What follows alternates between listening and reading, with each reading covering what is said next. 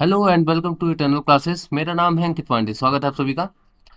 तो बच्चों, आज हम लोग पढ़ने वाले हैं work done and energy.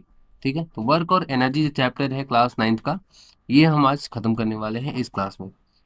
Work यानी वर्क क्या होता है, इसको हम खत्म करेंगे। इसके बाद एनर्जी, काइनेटिक एनर्जी और पोटेंशियल एनर्जी क्या होती है, उसको हम दोनों को खत्म करेंगे। ठीक है, तो ये हमारा आज का टॉपिक है। दोनों वर्क पढ़ना है हमको, और काइनेटिक एनर्जी और पोटेंशियल एनर्जी, क्योंकि वही हमारे सिलेबस में है। फॉर्मूले वगैरह कैसे आएंगे काइनेटिक एनर्जी और पोटेंशियल एनर्जी के, ये हम देखेंगे। ठीक है, चलिए शुरू करते हैं। सबसे पहले बात करते हैं वर्क की। ठीक है, तो वर्क क्या होता है? Work done by a force acting on an object is equals to the magnitude of the force multiplied by the distance moved in the direction of force. Suppose करिए कि कोई एक ऑब्जेक्ट है जिसके ऊपर कुछ फोर्स लगाया जाता है। ठीक है, एक ऑब्जेक्ट है जिसके ऊपर कुछ फोर्स लगाया जाता है, और उस फोर्स की वजह से उसमें वो कुछ ऑब्जेक्ट जो होता है वो डिस्प्लेस होता है। डिस्प्लेस का मतलब समझते हैं कि किसी भी ऑब्जेक्ट पे आपने फोर्स लगाया और वो थोड़ा सा आगे पीछे हो गया, है ना, अपनी जगह उसने छोड़ दी।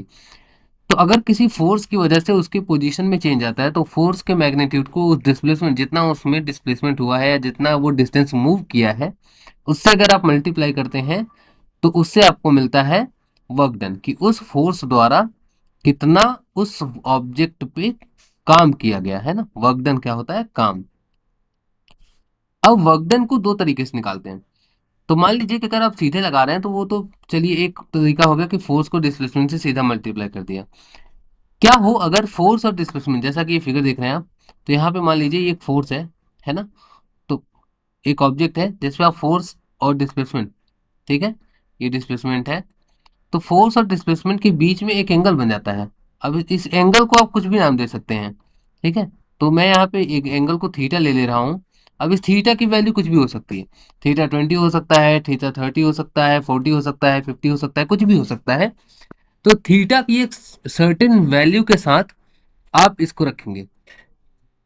Work done equals to force into displacement into the angle between them. उसको हम वैल्यू लेते हैं कॉस थीटा। ठीक है, किससे निकालते हैं? कॉस थीटा से। तो work done equals to force into displacement into cos theta. ठीक है, तो ये वाला फॉर्मूला आपको याद रखना है, एफ एस कॉस थीटा, जहां पे थीटा क्या है? Theta is the angle between the force and displacement. Theta क्या है? The angle between the force and displacement. ये आपको समझ में आया? वर्क डन क्या है? फोर्स इंटू डिस्प्लेसमेंट, है ना। अगर किसी खास एंगल पे फोर्स लग रही है किसी भी, और उसकी वजह से डिस्प्लेसमेंट हो रहा है, तो उसमें हम निकालेंगे एफ एस कॉस थीटा। ठीक है, चलिए आगे बढ़ने के साथ अगर मैं आपको बताऊं, तो जो वर्क डन होता है वो एक स्केलर क्वांटिटी होता है। क्या होता है? स्केलर क्वांटिटी होता है। ठीक है, स्केलर क्वांटिटी का मतलब आप समझते हैं? स्केलर क्वांटिटी का मतलब ये है बच्चे कि स्केलर क्वांटिटी के पास केवल और केवल मैग्नीट्यूड होती है। ठीक है, क्या क्या होता है? केवल और केवल मैग्नीट्यूड होता है। इसके पास कोई भी डायरेक्शन डायरेक्शन इसके पास नहीं होती है। केवल और केवल मैग्नीट्यूड होगा। तो यहाँ से दो चीजें आपको पता चली। वर्क डन क्या होता है? Force into displacement. अगर किसी खास एंगल पे फोर्स लग रही हो, ठीक है, तो उसको हम लिखते हैं F S cos theta. Cos angle लेते हैं, ठीक है, कॉस ट्रिग्नोमेट्री का वो है, फंक्शन है, इसको कॉस के साथ हम लेते हैं। अभी मैं आपको इसकी वैल्यू बता दूंगा। जब टाइप ऑफ वर्क पढ़ेंगे ना, तो कुछ वैल्यूज भी हमको पता चल जाएंगी। इसके अलावा अगर बात करें, तो हमने क्या सीखा कि फोर्स जो है, वर्क डन जो है, वो एक स्केलर क्वांटिटी है। स्केलर क्वांटिटी का मतलब ये है कि इसके पास मैग्नीट्यूड है और डायरेक्शन नहीं है। ठीक है, ये आपको समझ में आया? इसके बाद अगर बात करें, तो इसकी एसआई यूनिट, एसआई यूनिट क्या है? इसका एसआई यूनिट है इसका जूल। ठीक है, एसआई यूनिट क्या है? वर्क डन की कोई एसआई यूनिट पूछे तो क्या बताएंगे? जूल बताएंगे। अब कोई पूछे वन जूल क्या होता है, तो वन जूल क्या होता है कि अगर मान लो कि एक न्यूटन का फोर्स लगाने की वजह से किसी भी ऑब्जेक्ट में 1 मीटर का डिस्प्लेसमेंट आता है। ठीक है, 1 न्यूटन का फोर्स लगाने की वजह से किसी भी ऑब्जेक्ट में 1 मीटर का डिस्प्लेसमेंट आता है, तो वहां पे वर्क डन कितना होता है? वहां पे वर्क डन होता है 1 जूल के बराबर। ठीक है, कितना होता है? 1 जूल के बराबर। ठीक है, 1 न्यूटन फोर्स अगर 1 मीटर का डिस्प्लेसमेंट प्रोड्यूस करता है किसी भी ऑब्जेक्ट में, तो उसे हम कहते हैं 1 जूल का वर्क डन हुआ है। इतना समझ में आया आपको? चलिए, तो अभी तक हम लोग का क्या सीखा? अभी तक हम लोगों ने सीखा कि वर्क डन क्या होता है। वर्क डन होता है किसी भी किसी भी ऑब्जेक्ट पे किसी एक खास फोर्स की वजह से अगर कोई खास डिस्प्लेसमेंट निकलता है तो उसे हम कहते हैं वर्क डन। ठीक है, और फॉर्मूला आपको लिख दिया गया है। ठीक है, फॉर्मूला पढ़ लीजिएगा। इसके अलावा फोर्स एक वर्क डन जो है वो एक स्केलर क्वांटिटी है, ये आप लोगों ने सीखा। स्केलर क्वांटिटी का मतलब क्या है कि इसके पास मैग्नीट्यूड होगा लेकिन डायरेक्शन कोई भी नहीं होगी। इसके अलावा अगर बात करें तो एसआई यूनिट क्या होता है इसका, इसका एसआई यूनिट होता है जूल। ठीक है, 1 जूल क्या होता है, 1 जूल होता है अगर किसी भी ऑब्जेक्ट पे 1 न्यूटन फोर्स की वजह से 1 मीटर का डिस्प्लेसमेंट आता है उसके अंदर, तो हम कहते हैं कि 1 जूल का वर्क डन हुआ है। इतना समझ में आया? चलिए अब आगे चलते हैं। आगे अगर बात करेंगे तो हम अब पढ़ने वाले हैं टाइप ऑफ वर्क डन। अभी मैंने बताया ना कि अगर खास एंगल पे फोर्स लगती है तो हम लगाते हैं एफ एस कॉस थीटा। ठीक है, तो अगर आप यहाँ पे, अगर यहाँ पे फॉर्मूला लिखना चाहेंगे तो डब्ल्यू इक्वल्स टू क्या लिखेंगे, डब्ल्यू इक्वल्स टू क्या लिखेंगे, यहाँ पे लिखेंगे डब्ल्यू इक्वल्स टू एफ, है ना, एफ एस, और उसके साथ क्या लिखेंगे, कॉस थीटा। ठीक है, ये याद रखिएगा, कॉस और theta, F S cos theta ये आपको लिखना पड़ेगा, है ना। तो एफ एस कॉस थीटा की वजह से क्या होगा, अब मान लीजिए कि अगर आप फोर्स लगाते हैं और डिस्प्लेसमेंट लगाते हैं और दोनों फोर्स और डिस्प्लेसमेंट दोनों एक ही डायरेक्शन में होती हैं। सपोज करिए कि आपने फोर्स लगाया ऐसे, ठीक है, इस डायरेक्शन में है आपका क्या, फोर्स। ठीक है, इस डायरेक्शन में है आपका फोर्स, और इसी डायरेक्शन में आपका डिस्प्लेसमेंट होता है। ठीक है, एक ऑब्जेक्ट है जिसको आपने फोर्स लगाया और इसी डायरेक्शन में आपका डिस्प्लेसमेंट है। तो इसकी इस कंडीशन में होगा क्या, जब फोर्स और डायरेक्ट डिस्प्लेसमेंट एक ही डायरेक्शन में होगा बच्चे, तो इसका थीटा जो होगा, इसमें बीच में एंगल तो कोई बन नहीं रहा है, तो थीटा हो जाएगा 0। तो जब इस एक्सप्रेशन में आप थीटा इक्वल्स टू 0 रखेंगे यहाँ पे, ठीक है, इस एक्सप्रेशन में अगर आप थीटा इक्वल्स टू 0 रखेंगे तो थीटा इक्वल्स टू 0 यानी कि कॉस थीटा, कॉस 0 की वैल्यू होती है बच्चे 1। ठीक है, कॉस 0 की वैल्यू कितनी होती है, 1 होती है। ये आपको याद रखना है, कॉस 0 की वैल्यू 1, चाहिए तो नोट कर लीजिए। ठीक, कॉस 0 कितना होता है, 1 होता है। तो फोर्स और डिस्प्लेसमेंट एक डायरेक्शन में होते हैं, वर्क डन हमेशा पॉजिटिव आता है, ये आपको याद रखना है, क्योंकि 0 के वो 1 हो गया तो एफ इंटू एक्स यानी कि मैक्सिमम फोर्स निकलेगी। ऑब्जेक्ट एनर्जी गेन करता है ना। और इसका एग्जाम्पल आपको यहाँ पे लिखा हुआ है। ठीक है, एग्जाम्पल पढ़ लीजिएगा। आप चाहें तो अपने से कुछ और एग्जाम्पल बना सकते हैं। ठीक, तो अपने से भी एग्जाम्पल देख लीजिएगा, चाहे तो किसी और बुक से हेल्प ले लीजिए थोड़ी सी। इसके अलावा चलते हैं निगेटिव में। अब वही चीज, सेम चीज यहाँ भी करना है। अब सोचिए कि अगर आप फोर्स लगाते हैं इस तरफ, ठीक है, फोर्स इस तरफ लगती है और उसकी वजह से डिस्प्लेसमेंट उसके उल्टे साइड होता है ना। समझ आया? जैसे फ्रिक्शन, फ्रिक्शन में क्या होता है, फोर्स उल्टा लगाते हैं आगे बढ़ते हैं, फ्रिक्शन फोर्स पीछे लगती है ना। फोर्स हमेशा मूवमेंट के अपोजिट डायरेक्शन में लगती है फ्रिक्शन। तो यहाँ पे जब रखेंगे पहले, तो यहाँ पे एंगल कितना बन रहा है, यहाँ पे एंगल आप देखेंगे तो ये एंगल बन रहा है 180। ठीक है, ऐसे बनाने पे एंगल बन रहा है 180। तो कॉस 180 की वैल्यू जो होती है बच्चे वो होती है -1। ठीक है, तो जो -1 वहां पे आ जाएगा, इसकी वजह से फोर्स जो हो जाएगा वो नेगेटिव हो जाएगा, यानी फोर्स की वैल्यू लेस देन 0 हो जाएगी। और यहाँ पे जो ऑब्जेक्ट होता है वो एनर्जी लॉस करता है, इसलिए हमारा चलने में, जब पैदल हम चलते हैं तो हमारी एनर्जी लूज होती है। ठीक है, हम एनर्जी लॉस्ट करते हैं। इसके बाद आता है जीरो वर्क। जीरो वर्क क्या होता है, जब हम ऐसा करें कि फोर्स हमारा और डिस्प्लेसमेंट हमारा परपेंडिकुलर हो जाए, है ना। फोर्स और डिस्प्लेसमेंट अगर परपेंडिकुलर हो जाते हैं तो हम कहते हैं कि जीरो वर्क हुआ है। जैसे फोर्स हमारा ऐसे लगे, ठीक है, फोर्स हमारा कैसे लगे, इस डायरेक्शन में लगे, और डिस्प्लेसमेंट हमारा इस डायरेक्शन में हो जाए। ठीक है, ये डिस्प्लेसमेंट है ना, और ये फोर्स है, ये क्या है, ये फोर्स है। फोर्स और डिस्प्लेसमेंट जब एक डायरेक्शन में हो जाए, यानी कि थीटा एंगल कितना बनेगा, 90 डिग्री का जब एंगल बनने लगे, है ना, जब 90 डिग्री का एंगल बनने लगे फोर्स और डिस्प्लेसमेंट के बीच में, तो उसे हम कहते हैं कि ये हमारा जीरो वर्क हुआ है। जीरो वर्क का मतलब क्या है, जीरो वर्क में ट्रांसफर ऑफ एनर्जी बिल्कुल भी नहीं होती है, यानी कि किसी दीवार को धक्का देने में डिस्प्लेसमेंट कुछ हो नहीं रहा है ना, डिस्प्लेसमेंट की डायरेक्शन अलग है, फोर्स की डायरेक्शन अलग है। ठीक, तो इसको हम क्या कहते हैं, इसको हम कहते हैं जीरो वर्क। आया समझ में आपको? Negative work, positive work, zero work समझ में आया। अगर फोर्स और डिस्प्लेसमेंट एक ही डायरेक्शन में है तो पॉजिटिव वर्क होगा, अगर अलग अलग अपोजिट डायरेक्शन में है तो नेगेटिव वर्क होगा, और अगर परपेंडिकुलर है तो जीरो वर्क होगा। यहां तक समझ में आया? ओके। अब चलते हैं हम एनर्जी की तरफ। तो भैया एनर्जी क्या होती है? तो एनर्जी होती है किसी भी ऑब्जेक्ट की कैपेसिटी। क्या होती है बच्चे? एनर्जी होती है किसी भी ऑब्जेक्ट की कैपेसिटी उसके काम करने की। वो उसके काम करने की कैपेसिटी कितनी है, ये बताता है कि उसके पास एनर्जी कितनी है। ठीक है, डूइंग वर्क। ठीक। अब याद रखिएगा यहाँ पे ये भी कि एनर्जी वर्क डन की तरह ही एनर्जी भी एक स्केलर क्वांटिटी है। क्या है? स्केलर क्वांटिटी है। स्केलर क्वांटिटी का मतलब अभी मैंने आपको बताया कि इसके साथ केवल मैग्नीट्यूड होगा और कोई भी डायरेक्शन नहीं होगा। यूनिट इसका वर्क डन जैसा ही होता है, यानी कि जूल होती है। एनर्जी क्या होती है? जूल होती है। इसके अलावा अगर बात करें फॉर्म ऑफ एनर्जी की, तो फॉर्म ऑफ एनर्जी कई सारे फॉर्म में एनर्जी प्रेजेंट होती है हमारे यहाँ।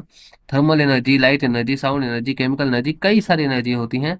हमारे जो सिलेबस में है अभी, जो 9th में के सिलेबस में है, वो है मैकेनिकल एनर्जी। ठीक है।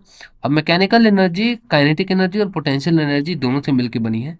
तो अगर हम लिखना चाहे कि व्हाट इज मैकेनिकल एनर्जी, तो mechanical energy is the energy which is possessed by an object due to its motion and the its shape और कॉन्फ़िगरेशन। तो उसकी शेप की वजह से, उसकी एनर्जी का मोशन की वजह से जो एनर्जी किसी भी ऑब्जेक्ट में होती है उसको हम बोलते हैं मैकेनिकल एनर्जी। यानी कि mechanical energy is equals to the kinetic energy और प्लस पोटेंशियल एनर्जी। ठीक है, kinetic energy plus potential energy हमारा होता है मैकेनिकल एनर्जी। यही मैकेनिकल एनर्जी हमारे सिलेबस में है जो हमको पढ़ना है। आगे चलते हुए अगर हम काइनेटिक एनर्जी की बात करेंगे, ठीक है, काइनेटिक एनर्जी क्या होता है?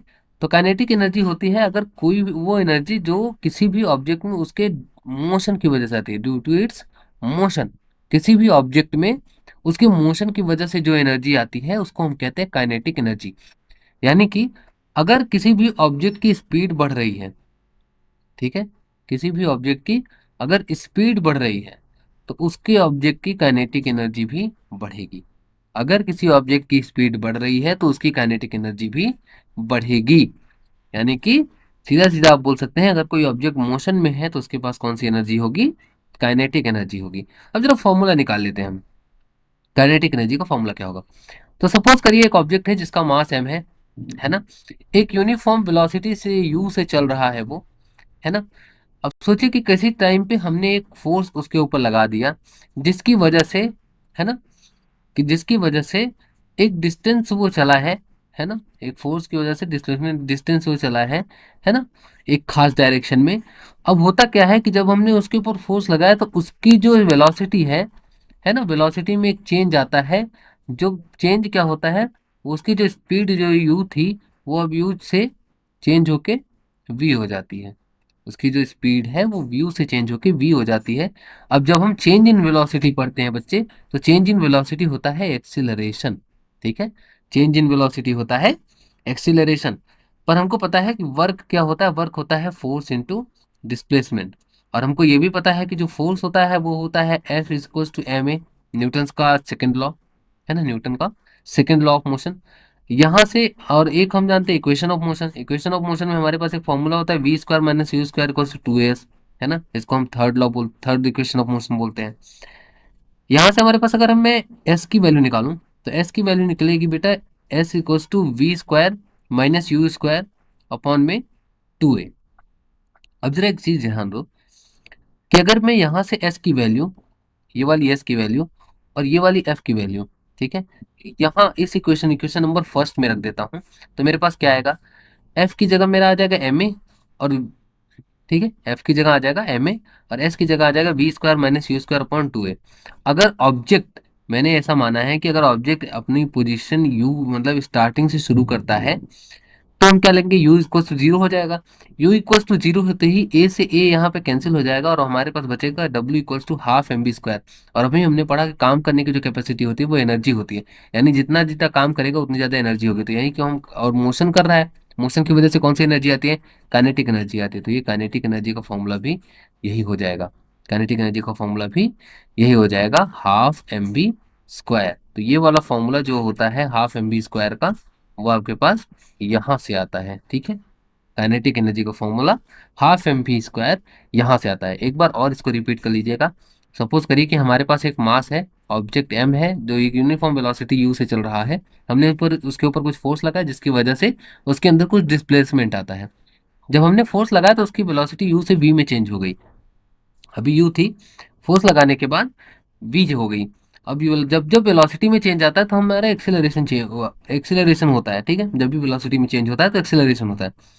इसकी वजह से हमको ये फॉर्मूला हमको दो पता थे, है ना। V square minus u square equal to 2s, यहाँ से हमने एस निकाला और यहाँ से हमने एफ निकाला न्यूटन के सेकंड लॉ से, और उसको हमने वर्क वाले फॉर्मूले में रख दिया। वर्क वाले फॉर्मूले में रखने पे हमारी एक वर्क काइनेटिक एनर्जी आती है हाफ एम बी स्क्वायर। ये समझ में आया? ये हमारी काइनेटिक एनर्जी हो गई। अब हम चलेंगे पोटेंशियल एनर्जी की तरफ। पोटेंशियल एनर्जी क्या होता है? पोटेंशियल एनर्जी किसी भी ऑब्जेक्ट में जो उसके पोजीशन की वजह से, जो उसने पोजीशन होल्ड की हुई है, या बैठे रहने पे, लटके रहने पे, सोते रहने पे, और उसके कॉन्फ़िगरेशन की वजह से, पोजीशन या कॉन्फ़िगरेशन की वजह से जो भी किसी ऑब्जेक्ट में एनर्जी आती है उसको हम बोलते हैं पोटेंशियल एनर्जी। अब हम किसी भी ऑब्जेक्ट की पोटेंशियल एनर्जी निकालेंगे अगर वो किसी हाइट पे रखा हुआ है, ठीक है। ऐसे ऑब्जेक्ट की जो किसी हाइट पे रखा हुआ है उसकी पोटेंशियल एनर्जी निकालेंगे। तो सोचिए कि पोटेंशियल एनर्जी होगी क्या? तो जो ग्रेविटेशनल पोटेंशियल एनर्जी होती है किसी भी ऑब्जेक्ट की, है ना, ग्राउंड से किसी भी पॉइंट पे जितनी ऊपर हो तो वो कितने किसके इक्वल होता है?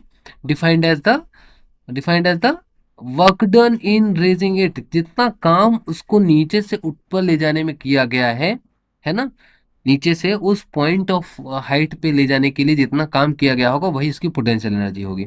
समझ आया? ठीक है। तो तो ऐसा मानिए कि एक मास m का एक ऑब्जेक्ट है ना, उसको हमने एक हाइट h तक उठाया, ठीक है।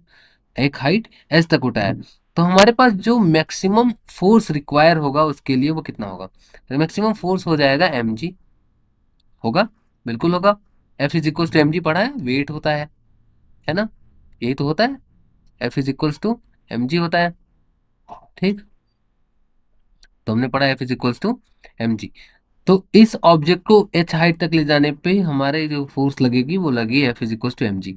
यहाँ से अगर हम वर्क डन निकालेंगे तो फोर्स इंटू डिस्प्लेसमेंट होता है। डिस्प्लेसमेंट देखो हमारे यहाँ पे हाइट में चेंज हो जाएगा क्योंकि ऊपर की तरफ ले जा रहे हैं, तो डिस्प्लेसमेंट क्या हो जाएगी? हाइट हो जाएगी। और फोर्स कितनी लगेगी इसको ऊपर ले जाने में? mg, है ना, मास और इंटू ग्रेविटी। तो यहाँ से जो फॉर्मूला आएगा वो आएगा mgh, और यही वर्क डन जो है वो एनर्जी के फॉर्म में चेंज हो जाएगा। तो जो पोजीशन की वजह से जो वहां पे पोजीशन मिलेगी उसको, उस पे बाद जो एनर्जी होगी वो हो जाएगी potential energy equals to mgh। समझ आया? इतना आया? चलिए, तो ये हो गया हमारा work done, potential energy, kinetic energy, ये तीनों हमको अभी पता चल गई। तो पोटेंशियल एनर्जी का formula E is equals to mgh, है ना। काइनेटिक एनर्जी का इस फॉर्मूला क्या हो जाएगा? Half m b square. दोनों का डेरिवेशन कैसे होता है वो मैंने आपको बताया। जूल क्या होता है, वर्क डन क्या होता है, वर्क डन अगर एक खास एंगल पे लगे, positive work, negative work, zero work, ये सारा इस वीडियो में हम लोगों ने कवर कर लिया है। एक छोटा सा topic, law of conservation of energy, इसकी स्टेटमेंट पढ़ लीजिए, बहुत ज़्यादा खास नहीं है ये, है ना। वैसे इंपॉर्टेंट बहुत है ये, पर अभी के लिए आपको इतना जानने की जरूरत नहीं है। बस इतना याद रखिए कि energy can neither be created और नॉर बी डिस्ट्रॉयड। ये केवल और केवल अपना चेंज करता है फॉर्म, ठीक है, एक फॉर्म से दूसरे फॉर्म में चेंज होती है। यानी कि इनका कहना है कि अगर किसी आइसोलेटेड सिस्टम में एनर्जी जो होती है, वो जो टोटल एनर्जी होती है किसी भी आइसोलेटेड सिस्टम की, वो कांस्टेंट होती है। यानी कि kinetic energy plus potential energy का क्या होता है? कांस्टेंट होता है, ठीक है। पोटेंशियल एनर्जी और काइनेटिक एनर्जी दोनों कांस्टेंट होती है। इतना लिखने के लिए आपको एग्जाम में काफी हो जाएगा। समझ आया? ये पोटेंशियल एनर्जी है ना, ये काइनेटिक एनर्जी हम लोगों ने पढ़ा, और ये पीछे वर्क डन पढ़ा। टाइप ऑफ वर्क डन, है ना, स्केलर क्वांटिटी है, क्वांटिटी याद रखिएगा कौन सी है, यूनिट याद रखिएगा एसआई यूनिट क्या है, ठीक। तो अगर आपको वीडियो पसंद आता है तो मैं आपके साथ अगली वीडियो में मिलूंगा फिर से एक नए टॉपिक के साथ, एक नए चैप्टर के साथ। तब तक पढ़ते रहिए, मन लगा के पढ़िए, खूब मन लगा के, कोई टेंशन लेने की जरूरत नहीं है किसी भी एग्जाम के लिए। जो रिटर्न मटेरियल रहेगा ये नोट्स मैं आपको टेलीग्राम पे डाल दूंगा, एसी बी इनफाइनाइट या इटरनल क्लासेस बी इनफाइनाइट से आप सर्च करेंगे, वो आपको टेलीग्राम पे मिल जाएगा। ऐसे ही खास नोट्स मैं इंस्टाग्राम पे भी डालता हूँ, शॉर्ट्स में आपको इसकी यही चीज़ें मिल जाएंगी आपको। यूट्यूब के शॉर्ट्स में आप जाके चैनल पे देख सकते हैं। ये सारी चीज़ें प्लेलिस्ट में बना के डाल दूंगा, कोई दिक्कत नहीं है, ठीक है। आराम से पढ़ते रहिए बस। ओके, चलिए मिलते हैं नेक्स्ट वीडियो में। नमस्कार।